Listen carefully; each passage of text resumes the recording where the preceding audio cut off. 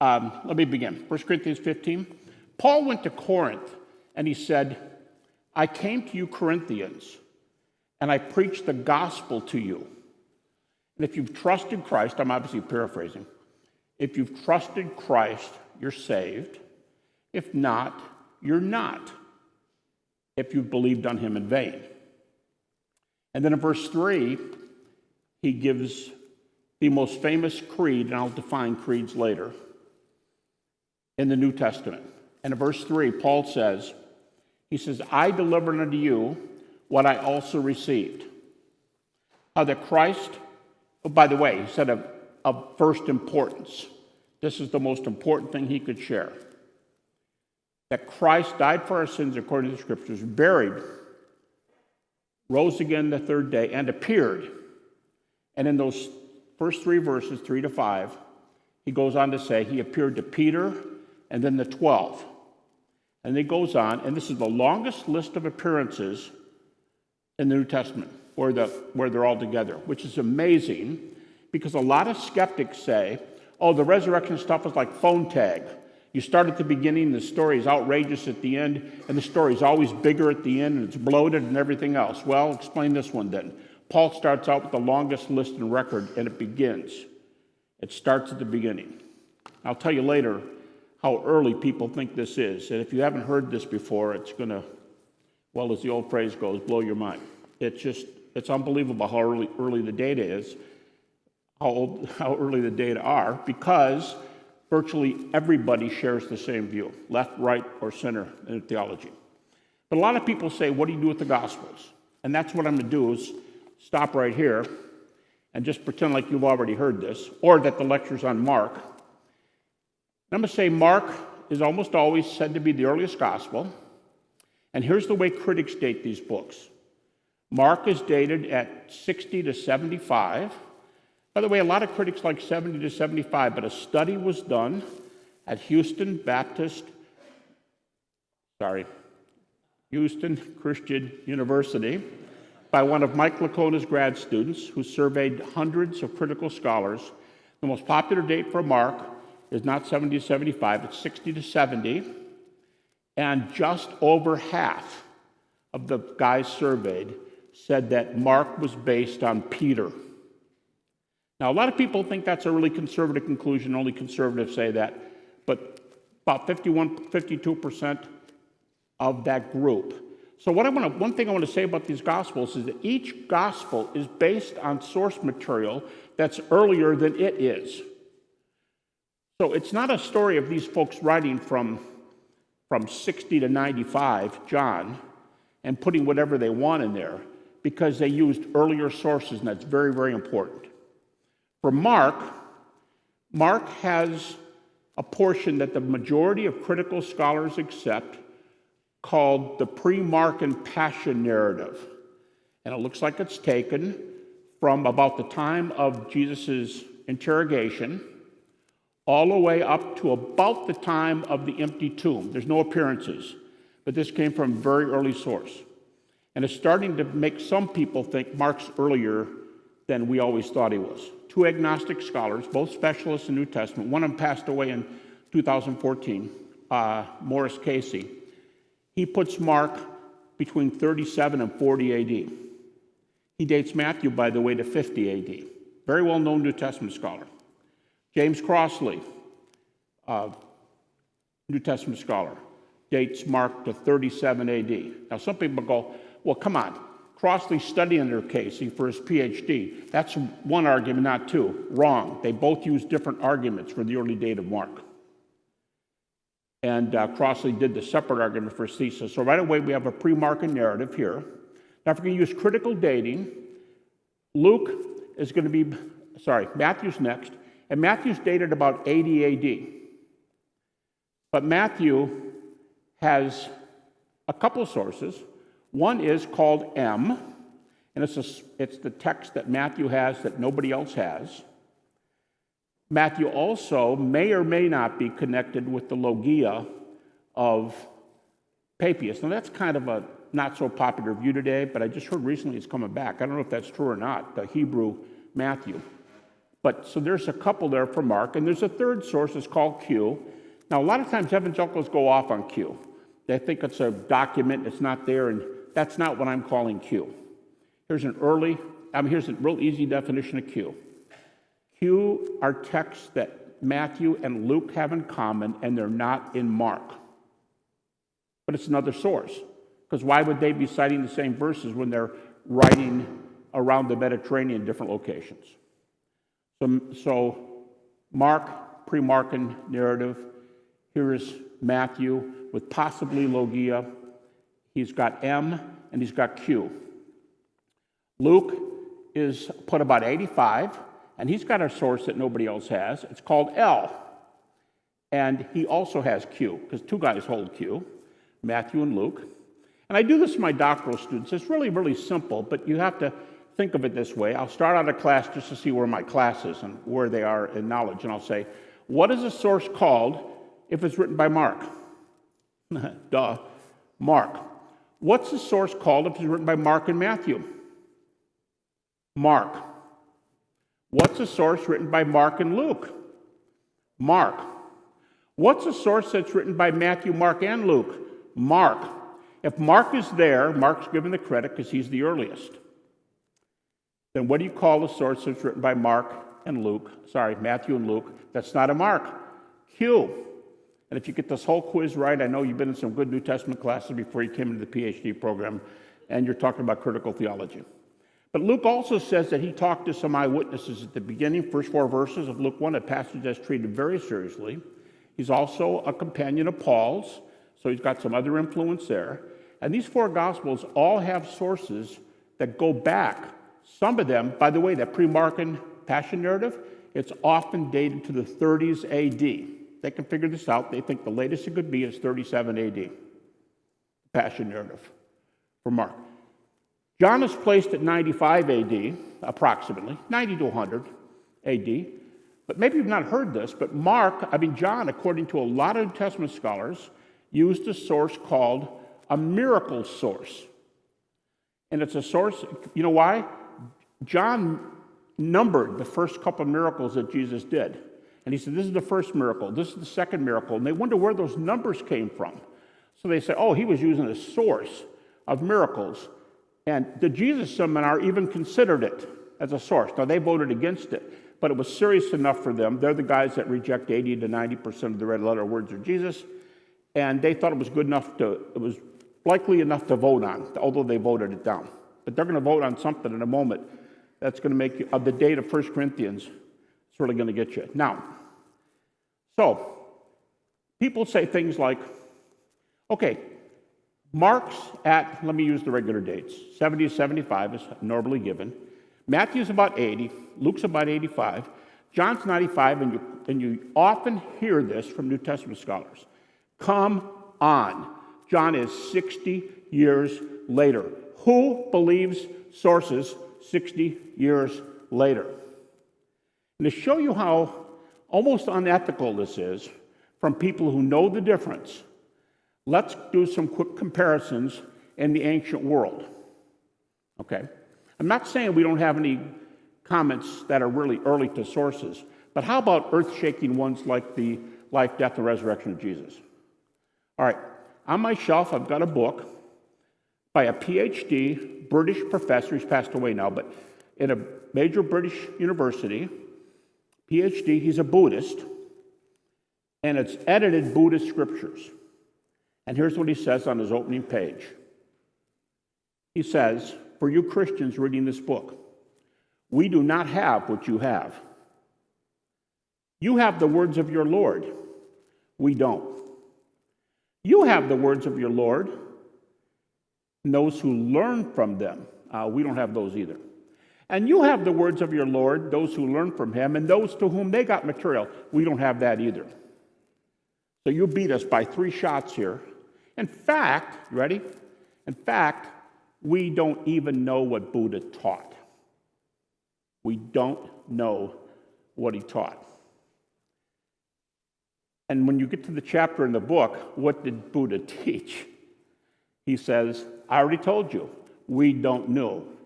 And I'm not going to, he's still speaking, He said, I'm not going to tell you the theories because the theories start wars, and we don't really know. I have the sources of Buddha here because they're beautiful reading. If they bless you, wonderful. If you don't, read it for whatever, wonderful. I just want you to know what I'm doing. I'm not competing with anybody. That's what he says. The Upanishads of the Hindu text, earliest set, 1,800 years after writing. Oh yeah, but you Christians, you have John at 95, which subtract 30. This is plus 65. That's way too late to know. We'd rather use a text from 1,800 years later. Earliest copy of the Bhagavad Gita, 4,200 years after Krishna was supposed to live. Oh, and by the way, most Krishna scholars don't think Krishna ever lived in history. Some real issues here, but especially this Buddhist one. You know what he said when he closes, says we don't have what they have? He says, my sources in this book, I think I'm using the major Buddhist scriptures, the most beautiful ones. He said the source of this book comes 600 to 800 years after Buddha died. Once again, John, that lousy source at the end of the Gospels, is plus 65. Yeah, well, we'd rather have books at 800 years after. I'm not putting anybody down. I'm saying when people go after Christianity in the Gospels, these are some of the things that we can take from the resurrection narratives. And I have the 200 pages in that first book on the Gospels.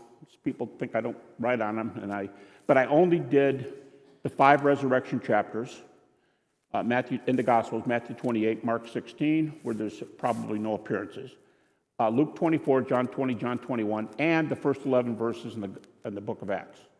200 pages.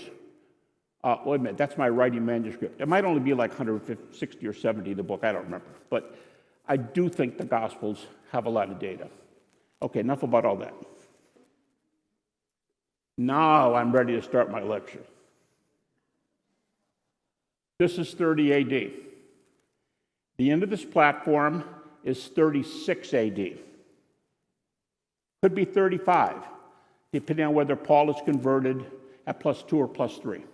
And I'm using critical dates. Now, a lot of you know I use the minimal facts argument, which by definition, a minimal fact is one that has, here's the most important thing. I always get hit in the second one. It's virtually irrelevant because the second one is so far behind the first one. The first rule is I will use no fact that is not this is not multiple attestation of source. This is not what we call multiple attestation of manuscripts. This is multiple attestation of data, events, and backup. I will use no fact that not is multiply defended by critical sources. In fact, that first volume that they held up, these 6 facts, now keep in mind, I say 6 facts, it's 6 facts, but it's also the data that make the 6 facts historical. There's other data there, but they're pointing to 6 separate facts. And the sources there, I didn't know this till after I finished the book, and I went back and looked. There's 14.7 independent evidences for each of the 6 facts. Now remember, these are from the ancient world, and critics are almost always okay with using this material. That's a second rule for the minimal facts. Almost all critical scholars admit all 6. And my point's going to be, I'll give you the conclusion right up front. The conclusion is, if there are 6 facts which evidence the resurrection very clearly, and by the way, these are in 3 sets of 2 each, 2, 2, and 2. We have plenty of data to say it's the best thesis if you want to argue abductively, or if you want to argue inductively. There's a different logical strategies for data. But abductively, you first look at data, you go after it and see if there's any multiple alternative theses, and that's books 1 and 2. And then you make up a narrative of what best fills in the blank. This is a historical maneuver that's well accepted as opposed to the alternatives. Forgive me for using a German term, but Religionsgeschichte is the movement from about 1880 to 1930 where they found alternate mythology, and it was hot stuff. But they were skeptics. Then you got Boltzmann in the early 20th century. He's an existentialist skeptic and was influenced by that group. This is critical history approach. It takes history very seriously. And once again, it says something like this. Get your source data, check it out. Number 2, apply critical theories and share the narrative that you come from this that we use in preaching or teaching or whatever. But it's all based on data. The first 2 views do not treat data like that. Okay, so with that, I'll start. Jesus is crucified. The crucifixion is allowed by everybody. I mean, with almost no exceptions. Bart Ehrman, the famous New Testament atheist, he gives 15 independent sources for the crucifixion. And about almost half of them are not in the New Testament. So for people who say, you got to use sources that are outside the New Testament, that's not what critical scholars say, but specialists. In fact, here's Bart Ehrman's actual argument on this. He says, a lot of people tell me I must be trusting Scripture, and they don't like that because they're mythicists. First of all, he goes, that's their name. They don't believe Jesus lived. That's not somebody saying that derogatorily. They call themselves mythicists. Jesus didn't live. And he goes off on them for 20 pages. And he makes fun of their arguments. I mean, he really does. And then he says, some of you are upset because you write your crummy books and you complain that we don't use them in our research. We don't use them because you're not scholars. Is that okay? And then he says, secondly, you think you should have a toehold, he should have a foothold in New Testament scholarship? You don't have a foothold. You don't even have a toehold. That's why we don't read your stuff. And he says, to my knowledge, the thousands of people I've met in AAR, SBL, other meetings, thousands of guys holding these positions, he says, I don't know one of them who says Jesus probably never lived. So, keep your views to yourself. He goes off on their not having degrees. He does give credit to Richard Carrier and Bob Price for having good degrees, but they're mythicists, so he does say they know their stuff. But he says, nobody hires them in universities. Now, maybe the 2 guys don't want to teach there. I don't know. I told the group this just today. Bob Price just wrote me the other day again. We've been friends for about 30 years. He's a myther, and you got to be ready for this. He says, hey, it's a Wednesday. He writes me on a Wednesday. Will you be my debate partner tomorrow in a live debate? Come on, who writes on Wednesday night and asks me to be a debate partner tomorrow? What in the world are you debating? We're debating the presidential candidates. Bob's position is pretty well known. He was a Trumper, but he's an atheist myther. And he wanted me to be on his side to argue about the other side. I said, Bob, I'm in the middle of this manuscript. You have to go on your own, and so on. So odd combinations here between these guys. All right, with that, let me start. This is not one of my 6 facts. It is a fact.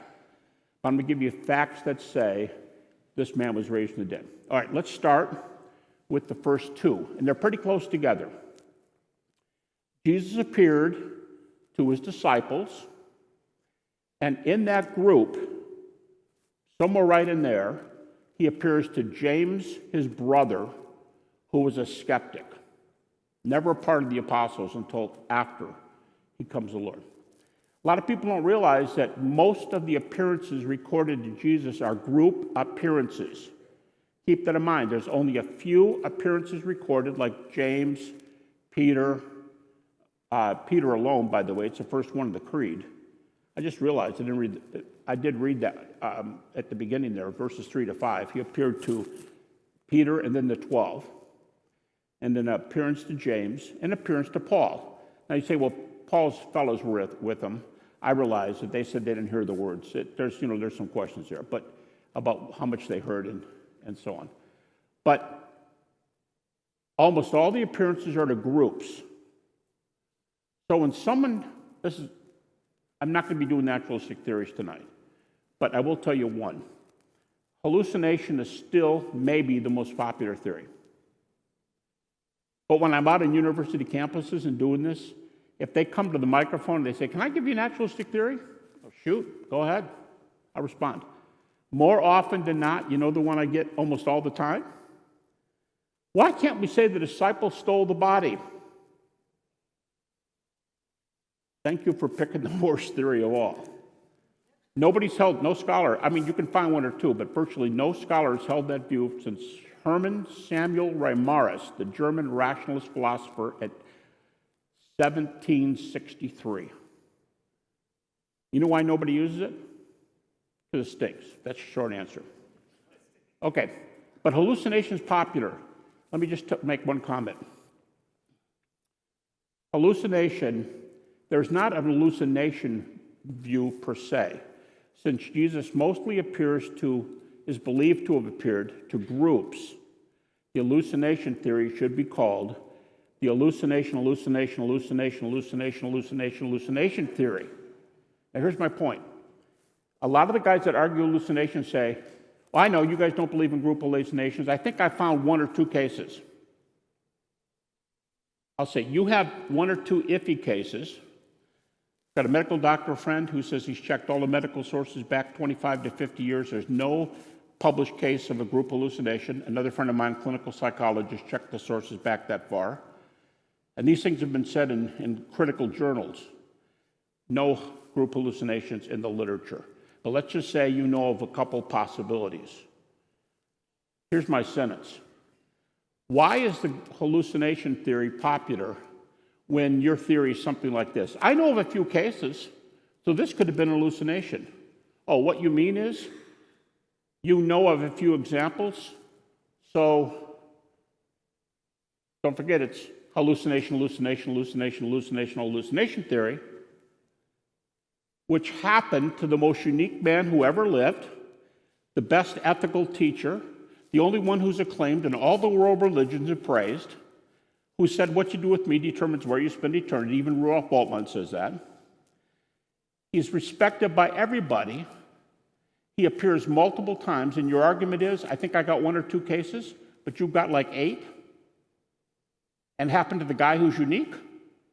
We're getting close to the end of the argument here. That's a second volume in Refutations. Okay, so Jesus appears to this group of his disciples, and I'll call that fact number 1. Very well backed up. Now, Ehrman again, 15 independent sources for the crucifixion. The source with the disciples, mostly groups, and about the same time, Jesus appears to his brother James. Hard to pin it down, but let me give you some possible parameters. Whether you like John, where Jesus gives his, John is asked there, and Jesus' mother's present. And Jesus gives his mom to John, and it says he took her home from that moment on. But even if you use the other Gospels, how many women went, what their names are? It's pretty clear that James was not at the cross, at least not anywhere we know. Mark 3, Mark 6, John 7, that's multiple sources, by the way, because John's always another source. After all the ones we gave, John is another source anyway, besides the miracles thing. So, James isn't there. But Mark 3 in particular, the Greek says the family thought Jesus, this is the Greek, the family thought Jesus was mentally disturbed. And the way they talk, it could be taken as some kind of schizophrenia, but that's questionable. The townspeople thought he was mentally disturbed, and the boys tried to get him out of the way, probably because they thought he was embarrassing the family. And then it happens again in chapter 6 of Mark, and John says in 7, "For as yet his brothers did not believe in him." So when does James come to the Lord? It's just a guess. He's not at the cross, but when the ascension is recorded in Acts chapter 1, verse 11, we have that upper room episode that comes right after the ascension, and there's over 100 people there. And at the end of the list in Acts 1, it says, this is a paraphrase, Mary and the boys were there. sounds like Gunslinger. It sounds like the OK Corral or something. Mary and the boys were there. James is in the house by the ascension. Doesn't seem to be in the house by the time of the crucifixion. James comes somewhere in there. How would you like to have been in on that appearance? Jesus appears, puts his hands out. The nails did not go in the palms in spite of the Greek word hand. The Greek word hand is not a real specific term. It's used of the arm several times. Scholars think the nail was put right here. It's almost unanimous, both medical doctors and New Testament scholars. So Jesus puts his hands out, and here's his wounds, minus the watches. And he says, "Bro, it's me." What do you do if you're James? I imagine I'd like to think it was something like Thomas. I'd like to think he falls down on his knees and grabs him. But he does believe. So the first set of two, Jesus appears to the 12. Most of them are group appearances. James is next. All right, the next set of two. Within a very short time after the cross, immediately for the third one, and right after the second one is of these two, is Paul's conversion. All right. I already goofed. Paul's the first one over there. He's coming down. These two are the preaching of the resurrection. How soon was the resurrection message preached?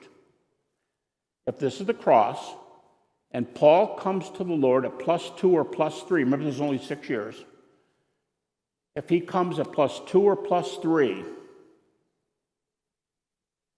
he comes to know Christ. I told you coming up. We have a very short window here.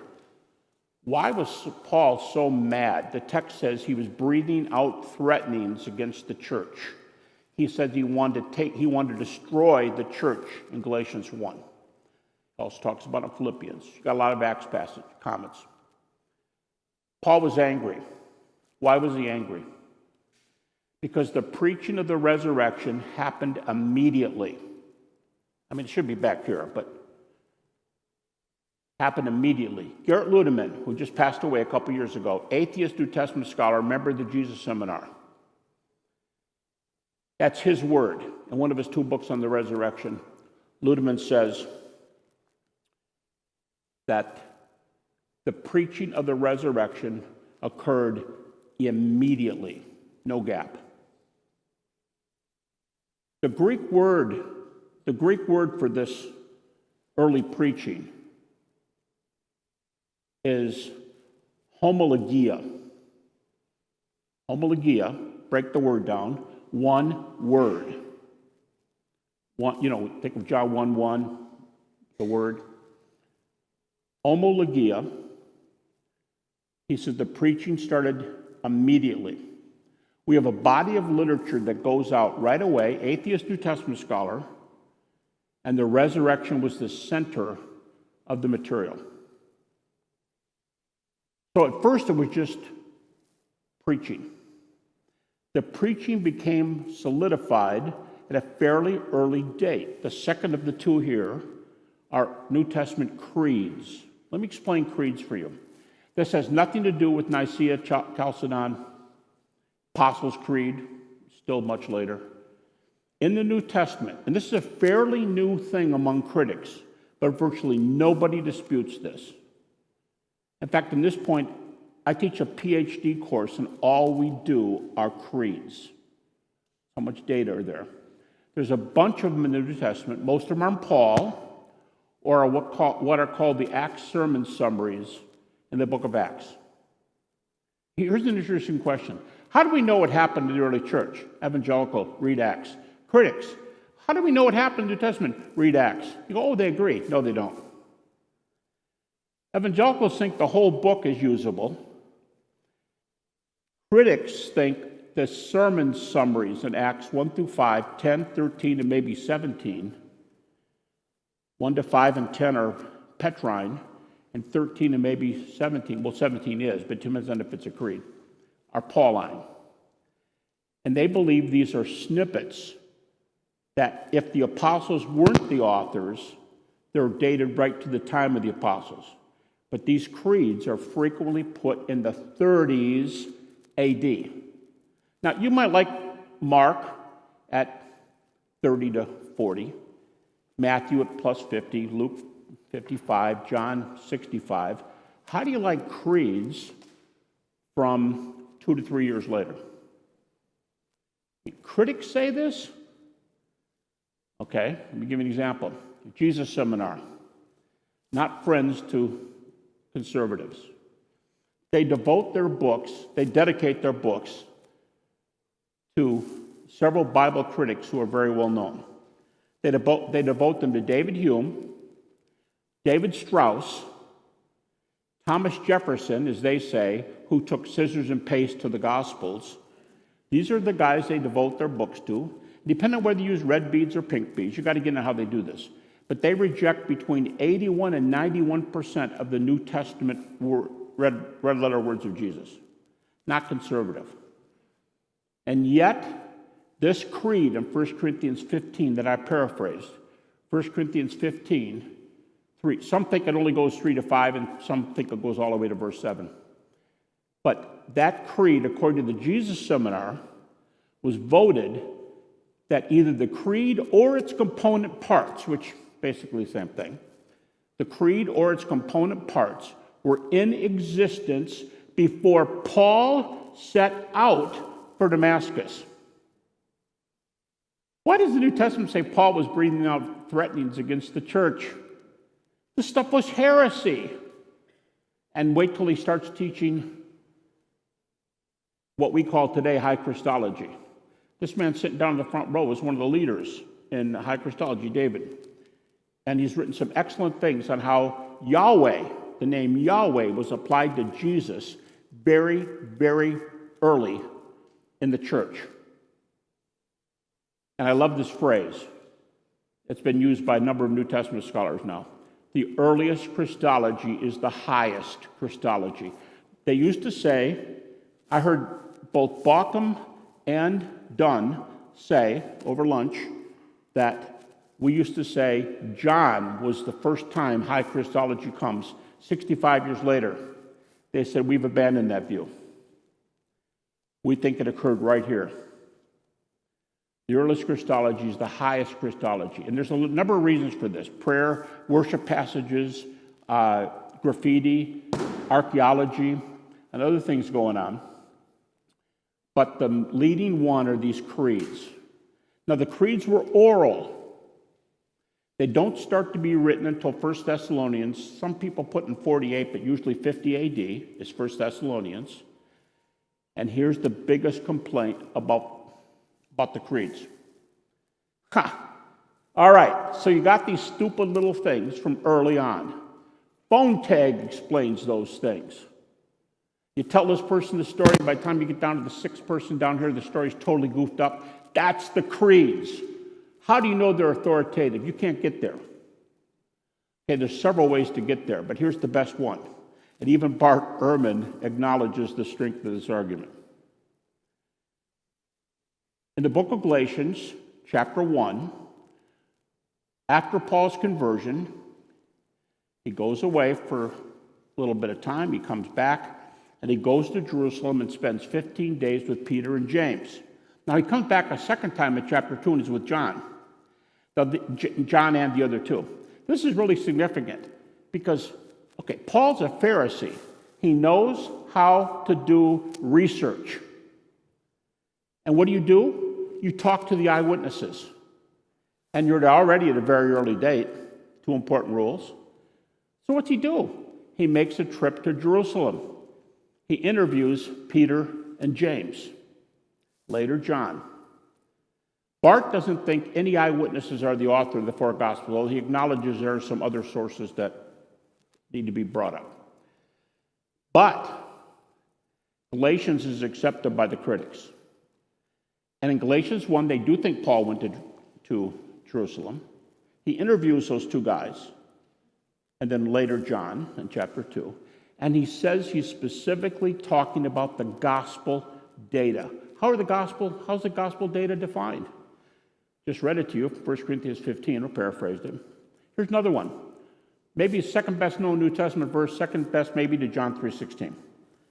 Romans 10:9. If you confess with your mouth that Jesus is Lord and believe in your heart that God's raised him from the dead, you'll be saved. When the gospel data are defined in the New Testament, mostly Paul's writings in the book of Acts, those early preaching passages, this is the gospel. Deity, death, resurrection, minimum. Other things are mentioned here and there, but mostly deity, death, resurrection. Romans 10:9 has them very nicely right there. Guess what? Romans 10:9 is an early creed, and everybody acknowledges it, like Rudolf Bultmann, who's to the left of Ehrman. I don't want to say Ehrman looks like an evangelical compared to Bultmann. That's not a little bit unfair, but Bultmann didn't like any historical arguments whatsoever, and Ehrman admits a whole bunch of them. Romans 10:9, there's a great definition of the gospel, early creed. Romans 1:3 and 4, early creed. Several passages again in Acts 1 through 5, 10, 13 for sure, maybe 17. Those are called, they're not always called creeds, but they're the same thing. They're early, what they call apostolic preaching points. And that's why they like Acts, not because they like the whole book. Okay, so these creeds are early. But how do you know it's not telephone tag? That's a tough objection. Because Paul paid the price to go to Jerusalem 3 years after he was saved. I'm getting up here to this point. But I want to finish talking about the creeds, but see already where we've come. Here's the cross. The disciples see him, mostly in groups. Here's James. Okay, the second set of two. The homologia, earliest preaching without creeds. The homologia becomes creeds. And Paul takes off for Damascus. And the Jesus Seminar, again, repeat, the Jesus Seminar thinks that creed comes in. And Paul knew about it. That's why he was so angry. And it was in existence before he left. James D.G. Dunn said in his book, Jesus Remembered, that creed became codified within months after the cross. Now, months can be a year or two or whatever, but since Jesus died in the spring, months could be the same year. And he says, within months of the cross. I told you both Bauckham and Dunn told me that their view was high Christology's down here. Toward the end of their careers, pray for Bauckham, he's having some really serious eye issues. He was blind for a while, and then he got his sight back, and it's rough, and he's trying to do a lot of writing. But Bauckham and Dunn both said that they had to revise their Christology to realize that right here, it's in full play, and the creeds. Now, nobody asked the phone tag question, but someone's going to. So what do you do with the phone tag question? Paul went there to the eyewitnesses. Bart says we have none of the Gospels. So where are they? He narrates, Bart Ehrman narrates the appearance to, Paul's going to Jerusalem and interviewing these two guys. And Bart says, first of all, he makes a kind of a quip that's really cute. He says, Paul went up to Jerusalem and spent 15 days with Peter and James. I'd like to go up to Jerusalem and spend 15 days with Peter and James. That's what he says. And then he says this, where do we get closer to the eyewitnesses than right here? The reason it's not phone tag is Paul went to the source and they said the same thing. How do you know? He comes back in chapter 2 and he presents the gospel that he was preaching to see if I was running or had run in vain. That's a crazy verse, Galatians 1:2. To see if I was in error, he says, they added nothing to me. And a few verses later, they give he and Barnabas, they lay hands on them and bless their ministry and say, go to the Gentiles and do this. They agreed on the gospel. Bart says we don't have eyewitnesses in the Gospels. We have eyewitnesses in Galatians 1 and 2. There's a little Greek word. Actually, it's a long Greek word. But in Galatians 1:18, the Greek word is hysteresis. The root word of hysteresis is histor. The word histor is the word where in Greek it starts with Herodotus, the father of history, hundreds of years before the church. Same thing. Herodotus tells us how we gather sources and do the same thing we do critical history. The root word is histor, and Paul uses that word to describe what he did with them in Jerusalem. Isn't that great for a Pharisee? He was checking out the material. Don't tell me they let the story go crazy in the phone tag. Paul checked it out, and they all said the same thing. A really good verse that backs this up is 1 Corinthians, right after the Creed, 1 Corinthians 15:11. Whether it's I, the apostles in this context, or it's me, so we preach and so you believe. I don't care if you get it from them. I don't care if you get it from me. We're telling the same message. That's why it's not phone tag. Okay, so it's preached here, homologia, it's solidified. Paul goes to Jerusalem, and he meets Jesus. And after his conversion, I'm already past the 6 points. 3 years later, he goes back, and that's when he meets these guys. I say Jerusalem coming here? Damascus. Sorry about that. 3 years later, he goes to Jerusalem. So the 6 are, Jesus appeared to the 12. James is in there somewhere. By the way, we have a scrap of a fragment called the Gospel of the Hebrews. There's only 3 little portions, and one of them has the appearance from Jesus to James. Now, it's a quasi-Gnostic. It's not Orthodox or anything, but Jesus appears to James and does just pretty much what I said. All right, so James. The homologia, the earliest preaching, is codified in creeds, agreed by critics. Peter goes and gets the message himself, and he goes up. He's converted, and 3 years later, he goes up, and that's the 6 years. That's all 6 years here. Gospel appearances are immediate. The creeds, 2 or 3. When Paul goes here, this alone is only 2 or 3 years later, depending on how you date Paul. Doesn't matter if you're liberal or conservative. Agreement there. And 3 years later. So 3 plus 3 is 6, 2 plus 3 is 5. So it's either 35 AD or 36 AD. We have the gospel. It's backed up. It's by eyewitnesses. And the critics accept this stuff. That doesn't mean they believe the resurrection. But I think it means they've admitted the material and they don't have a leg to stand on. So these are I use 6 minimal facts. They're all here.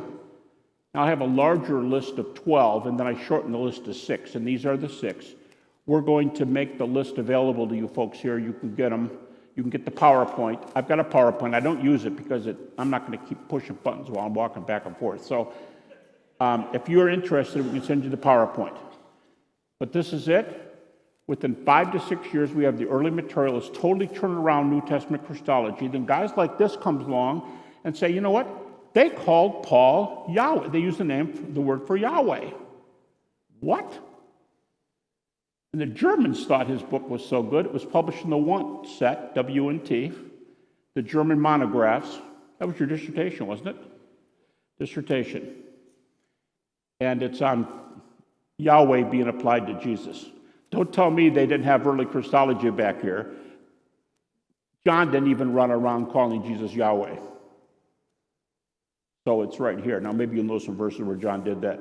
You can correct me. But this is a great argument. It's historical. People can deny it.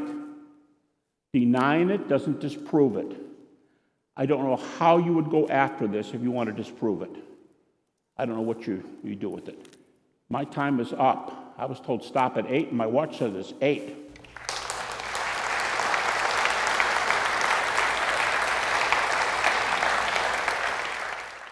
On the hallucination theory, aren't hallucinations most often associated with mental illness?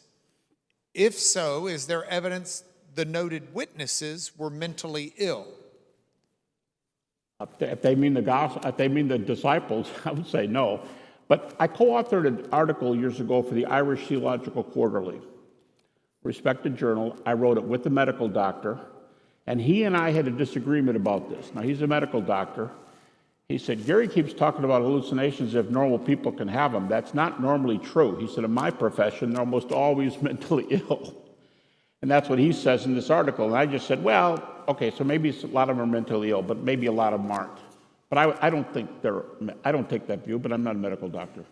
So Yeah, I think that there's probably a good number of them in modern times that are eating mushrooms also.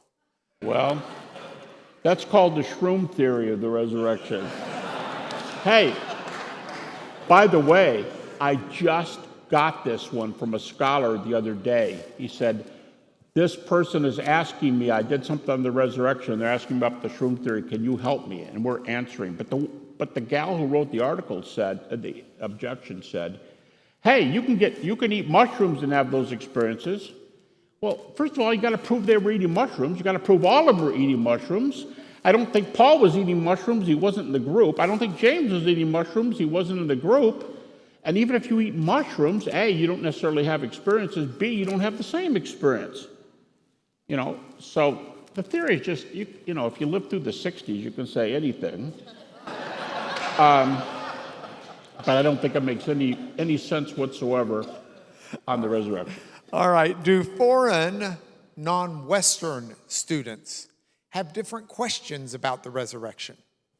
Got a lot of non-Western students in our PhD program, and if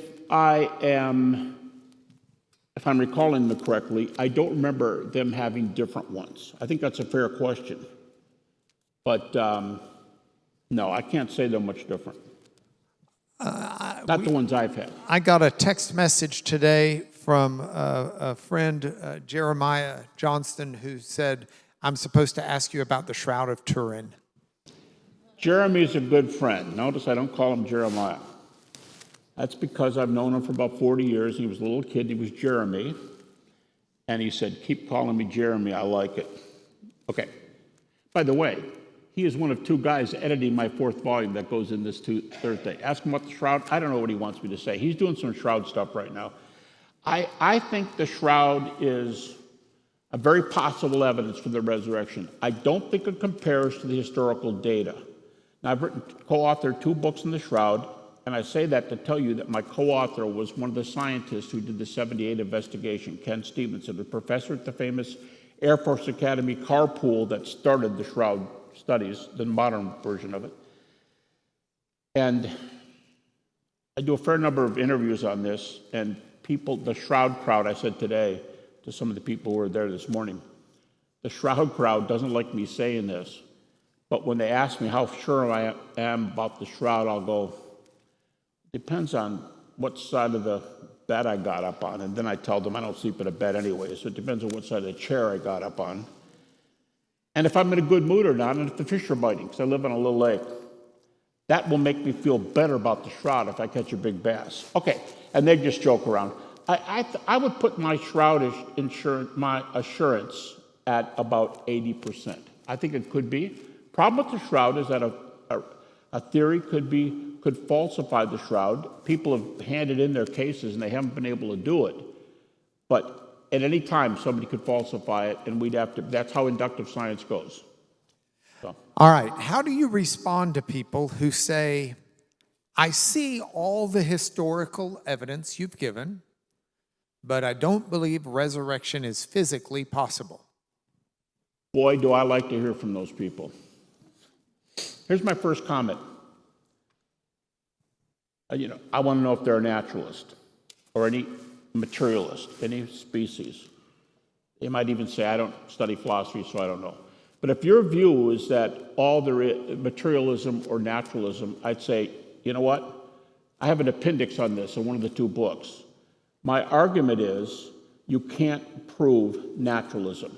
There's no argument that proves naturalism.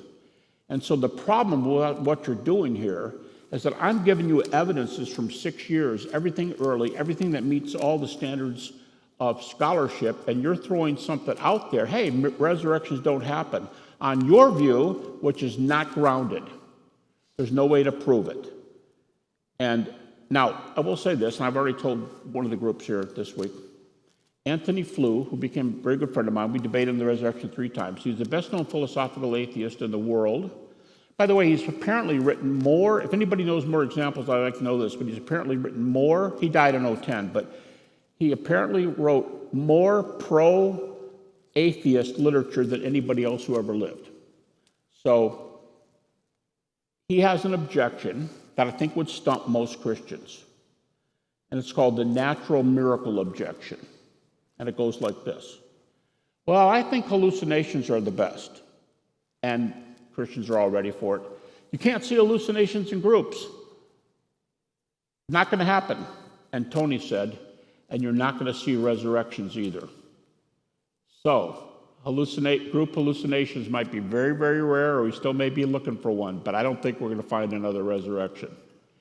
That's his natural miracle objection.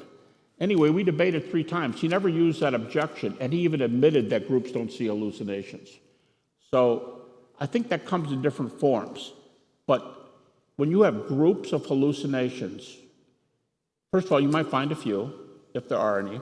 Dale Allison has produced a few, although Dale's a friend of mine, but he messes things up. He puts hallucinations, illusions, and delusions together and calls them hallucinations. You can't do that. Delusions are medical. They're psychiatric. Illusions are when you see a grizzly bear out in the woods and you think for all your life that he's Sasquatch, but you weren't seeing hallucination. And they'll say, see, he saw an hallucination. No, he didn't. He saw an illusion. He really saw a grizzly bear. Calls it that. Those don't count.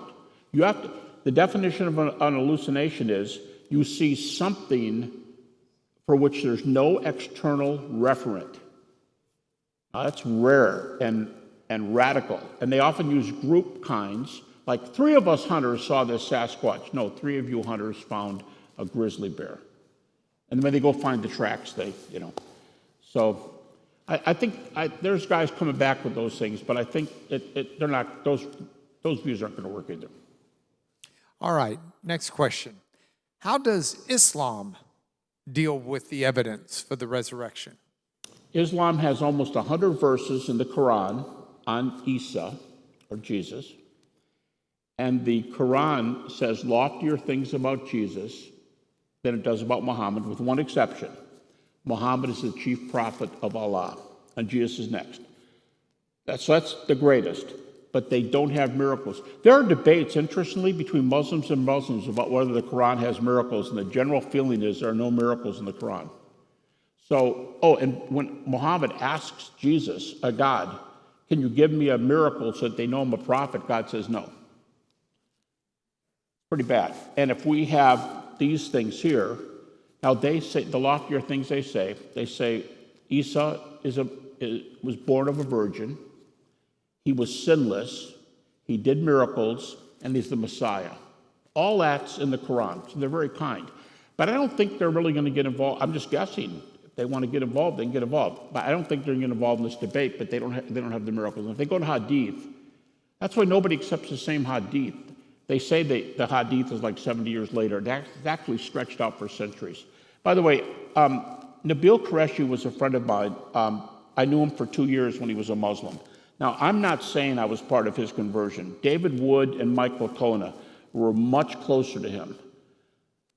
But he brought his father to a dialogue. He said his father was the sharpest guy he ever knew.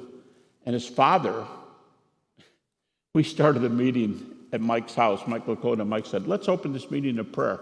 And he asked Nabil's fathers to pray, which is kind of interesting. So he prays. And in the dialogue, his father said, do you know anything about the Shroud of Turin? Because the man in the shroud is not dead. I'm thinking, oh my gosh. Yeah, I know a little bit. I've written 2 books, and my co-author is one of the scientists that did the investigation. Nobody thinks that.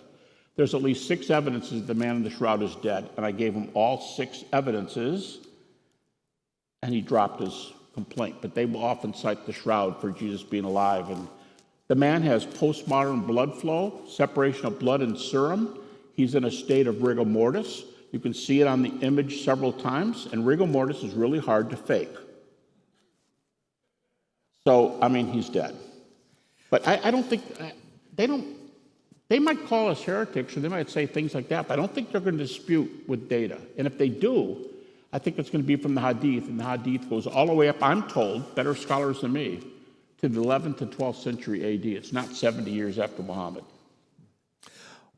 Were the first eyewitnesses, the women at the tomb, ever interviewed by Paul or gospel writers?